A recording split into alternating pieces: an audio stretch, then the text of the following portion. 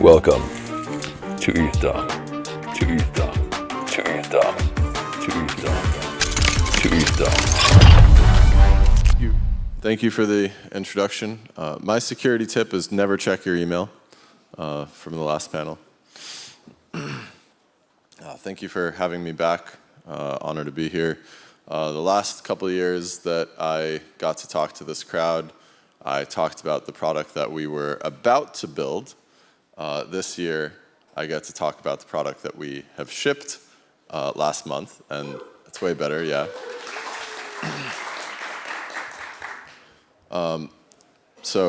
Before I go into this, so I'm Ameen Soleimani. I'm the CTO of a company called Oxbow. We do on-chain privacy, but without the terrorists. So why privacy?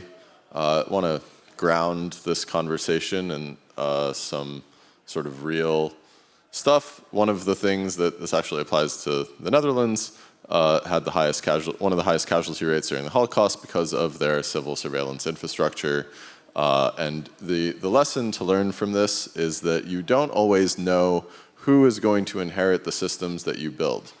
And so you might want to design them in a way that also limits your power over the people that you are, for example, governing or building for. This is a quote tweet of Ryan Sean Adams talking about the day that Alexey lost his court case and was sentenced to 5 years in prison. Alexey is currently out on bail. He's here with us. It's always an honor to see him. But this is what happens when you prosecute developers for the crimes of their users. And one of the judges in the case said that there is no positive use case for Tornado Cash. I was using it for payroll. Vitalik was using it to send money to Ukraine without the Russians knowing how much money he was sending. And so we disagree with that assessment. And part of the motivation for the product and the company that we have today is to show that you can have privacy for the good guys. So the fight for privacy goes on. Alexey Pertsev is having an appeal trial. We'll find out more about that in June. Roman's trial in the US is still pending as well. Just last week, there was a EU announcement that they're planning on banning anonymous crypto accounts and privacy coins in the next couple of years. So it's important that we continue to fight this in the courtrooms. And even though Trump is elected, and regardless what you may think of him, he did free Ross, but he hasn't freed Roman yet. And it's not over till it's over. And there is some, at least, progress that has been made on that front, and that is one of the memos that was published by the Department of Justice last month about how developers should not be held liable for the crimes of their users, and that any court cases that are ongoing that are not aligned with this memo should be dropped, but they have not yet been dropped. So the fight goes on. Take a minute to shout out Alexey. So if you if you want to, support him and his legal defense. We want justice.org, or you can go to juicebox.money and buy an NFT. I'm not saying that there will be ever a token, or that but if you were going to hypothetically do an airdrop, the people who supported the legal defense fundraiser would be great people to support in any future community building exercise. So since the Tornado Cash program was sanctioned, we tried to figure out a way to do this without having North Korea end up being a power user of these systems. So I published this tweet a little over 2 years ago at ETH Denver, and this was about privacy pools, the first demo that we launched. It's been a little bit of a journey since then. We I wrote a paper with Vitalik about privacy pools, this concept. It got published, went to Basel in Switzerland. We co-wrote the paper with the guy who runs the blockchain department at the University of Basel. And so we got to present it at his blockchain conference to a bunch of Swiss bankers and central bankers, which was cool. The Swiss really like privacy. They do not agree with the Dutch judge that privacy has no positive use cases. I think we should try to build for the communities that appreciate privacy and conclusively demonstrate that it does have positive use cases. Privacy pools is a iteration, evolution on the Tornado Cash compliance tool. They don't get enough credit for this. The Tornado Cash team themselves built a compliance tool. It allowed you to use the secret note that you get when you create a deposit into Tornado Cash to prove which specific deposit belonged to you. This way, if you go to a financial institution or Coinbase or whatever, and you don't want to reveal on-chain which deposit belonged to you, you can say, hey, look, I can privately prove to you that this deposit belonged to me. And so you can think of this as a very specific thing, specific form of what privacy pools is. Privacy pools is the idea that you can prove a subset of the deposits that you are or are not. And so that way you can do it on-chain without basically showing exactly which one you are. So in order to manage this, we have a company. Our company is called Oxbow. Oxbow manages the approval process. So anybody is allowed to deposit into privacy pools, and we make sure that we identify the illicit funds that are attempting to deposit into it, and then we only whitelist the funds that we consider legitimate. We launched this last month with a 1 ETH limit to deposit while we battle tested our system. And we removed that deposit limit today. I'm the first person to deposit 100 ETH into this thing. I did so like an hour ago, sitting over there. So, yeah, I hope other people do too. I'm not like the only one, because if you deposit 100 ETH, if I went and then everybody else has only deposited 1 ETH, right? So if I went and deposited 2 ETH tomorrow, clearly that's me. If I withdrew 1 ETH, then I could be any of the other people that also deposited 1 ETH. I'll explain more about how this works in a second. And yeah, so it's open for business, and we have on-chain privacy without the terrorists. So the way the system works is users deposit, they wait for approval. Oxbow does KYT, stands for Know Your Transaction. So we do transaction screening. We see where the money is coming from. If it comes from a, for example, reputable KYC exchange, we'll probably accept it. If it comes from, Vitalik.eth or people with a seemingly public transaction history, we'll accept it. If it comes from known hackers, we won't accept it. If it comes from other privacy protocols that are not necessarily up to our standards of compliance, we won't accept it. Sketchy cross-chain, no KYC dexes, won't accept it. And so after we have vetted the funds, we approve the money that we want, and then we publish a Merkle root of the association set, and we update that periodically on-chain. And that way users can prove that they are on that list, and they're allowed to withdraw privately. They have to prove that they're on that list to be able to withdraw privately, but if they are not on the list, they don't get accepted, they get rejected, they can still rage quit. Raise your hand if you've heard the term rage quit before. All right, like half of you, more than half, yeah, okay, cool. That's good. I helped popularize this term in the context of MolochDAO. It was a term for being able to essentially permissionlessly take your money out of a DAO without needing to ask the DAO for permission. It has the same definition in this context. It just means that you can withdraw your funds, and no one can stop you from doing that. Partial withdrawals are supported, and so this is a nice UX feature. So you can deposit 100 ETH, and it's not like Tornado Cash where you can deposit 1, 10, or 100, and then withdraw 1, 10, or 100. I don't always want to pay somebody 1, 10, or 100 ETH. So now I can deposit 100 ETH, withdraw 1, withdraw 3, withdraw 5, you know, I can do any combination. The rest of the money gets redeposited, and the redeposited money references the original deposit, and so Oxbow can still kick out your initial deposit later, and any funds that you still have in the pool are then forced to rage quit. And when you rage quit, the money goes back to the original deposit address. And so that it does not provide you any privacy. Now I'm going to do a demo. Let's hope it works.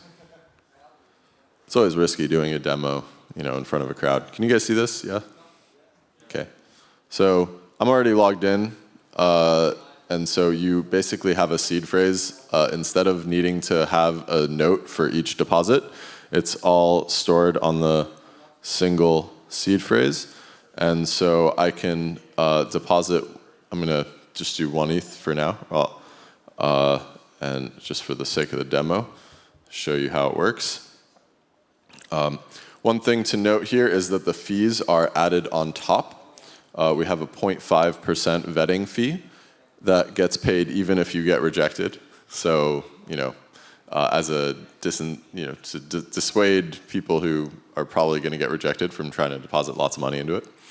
And the reason that we add the fee on top is because if we took the fee out of it, I would end up with 0.995 ETH in the pool. And then if I withdrew 0.995 ETH, you would all know that I've deposited 1 ETH. And so that would limit my anonymity set. But if I deposit 1 and the fees get added on top, and then later I withdraw 1, I could have been anybody who deposited more than 1. Your anonymity set is all of the deposits larger than your withdrawal. So I click deposit. It's going to confirm using MetaMask. It's going to process the deposit. Hopefully gas isn't too expensive right now. You know, seems like it's working. And so now I can see that I have a pending transaction going into the pool. I have already gone ahead and deposited 2 other ETHs to show you guys how this works. I approved 1 and rejected 1. Typically that's not going to happen where the same deposit address has 1 deposit approved and 1 rejected, but this just shows that each deposit is vetted independently. You can, for example, deposit money and then later deposit other money, and then we realize that we shouldn't have deposited, you know, or accepted it in the first place. But what we would typically do then is reject all of your deposits, not just the latest one. So first, let's show the happy case where I try to withdraw. I can withdraw my 1 ETH. I'm just going to withdraw it to another public address that I have, and it will generate a zero knowledge proof. This proof is proving that I have valid money in the pool that is unspent and that is on the latest association set published by Oxbow. And that the amount that I'm withdrawing is not more than the amount that I have. And so then I hit confirm, and it's failing because it's saying the gas price is too high. What is the gas price right now? Gas price, Ethereum. It's set to like a 2 Gwei, 5 Gwei. Yeah, I'm blown. So the gas price is too high right now. We are fixing this. Right now, the problem is, if you can see, that the fees are 0.001 ETH because it's set to 0.1%. They're not dynamically set.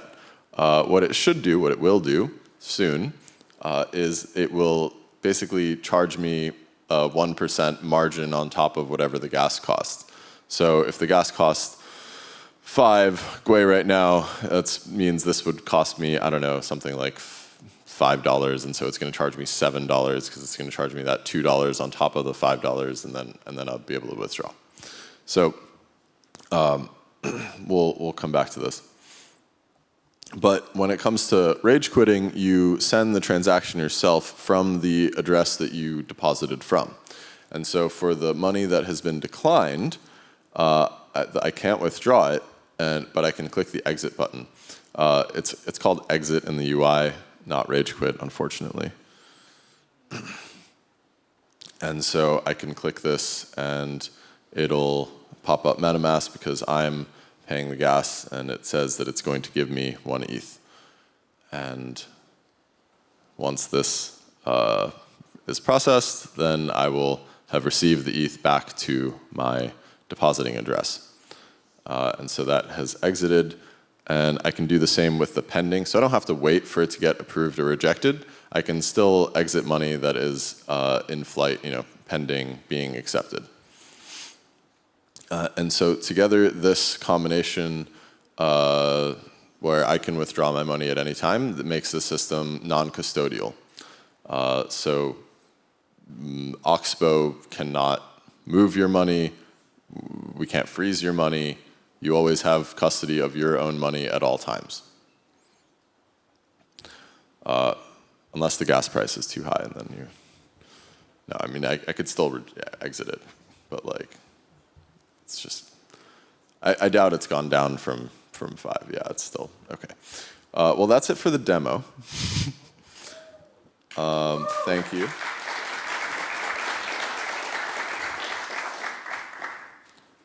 And then I'll go back to this presentation. This is just repeating some of the stuff that I said earlier.